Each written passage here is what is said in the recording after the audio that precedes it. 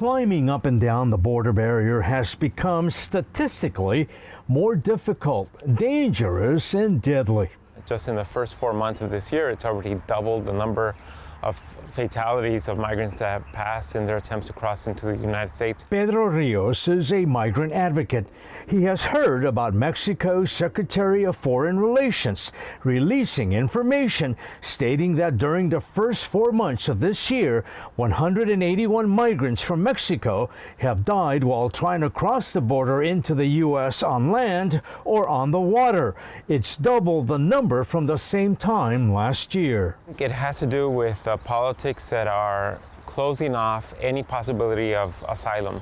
So someone that normally would present themselves at a port of entry, that opportunity no longer exists for them, and it forces them to seek out extremely dangerous ways to cross into the United States. Rios says the smugglers are the only ones who benefit. Whenever there's a move towards militarizing border communities, that makes it so people that profit from smuggling make a lot of money and they become opportunistic. And as we know, they're ruthless.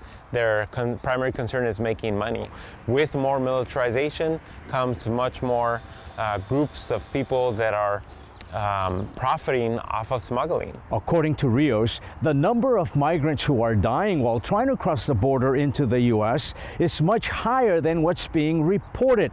He says identities and nationalities of many of the victims will never be known. When people make their way into the United States, oftentimes people that are smuggling them will tell them, get rid of all your identifying information.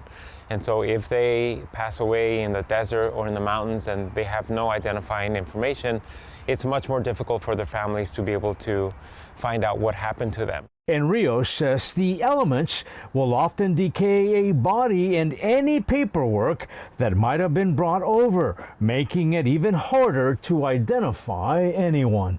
Salvador Rivera, Border Report.